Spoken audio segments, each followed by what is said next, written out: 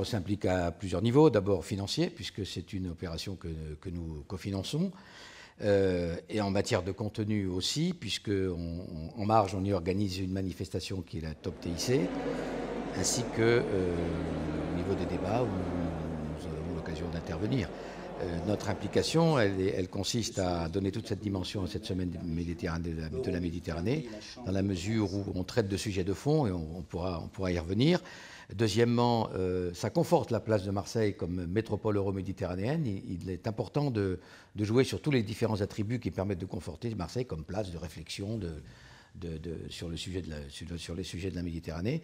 Et accessoirement, ce n'est pas inutile, ça permet de tester notre capacité à travailler collectivement sur notre territoire, qui est bien réel et qui produit des résultats. Et puisque c'est la jeunesse qui est au cœur de ce thème-là, une chambre de commerce, elle traite du développement économique. La jeunesse en Méditerranée, c'est 50% de la population qui est confrontée à un problème de développement économique, un problème d'emploi. Donc si on n'est pas présent dans ce débat, je ne vois pas à quoi peut servir une chambre. Donc c'est vraiment les préoccupations de la jeunesse en général sont au cœur de cette préoccupation de développement économique. Alors on le traite naturellement au plan local, au travers de nos actions avec les écoles, par exemple, notre école. On le fait aussi en insertion, puisque tous les jeunes en difficulté, nous avons un contrat avec le Conseil général qui nous permet de travailler sur l'insertion des jeunes.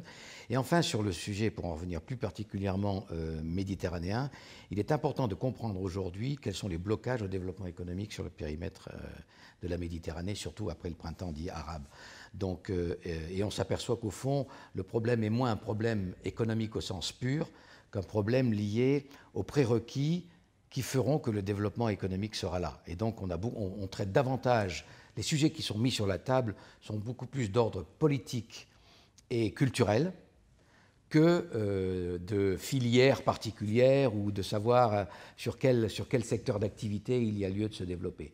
Donc, répondre aux problématiques des jeunes, c'est-à-dire à l'attente de 50% de la population des pays arabes qui demandent à avoir une rémunération, par rapport à cela, il est très important de clamer haut et fort qu'il faut impérativement agir sur tout l'environnement économique qui relève, lui, de la décision politique. Les tracasseries administratives, une vraie justice qui permette aux entreprises de régler leurs contentieux si elles sont là, une rapidité dans les procédures bancaires qui permettent à les transactions de se faire, la sécurité en matière fiscale, la confiance dans l'avenir de tel ou tel pays. C'est autant de questions qui relèvent du politique et qui exigent des réponses si on veut vraiment apporter une réponse à l'avenir des jeunes.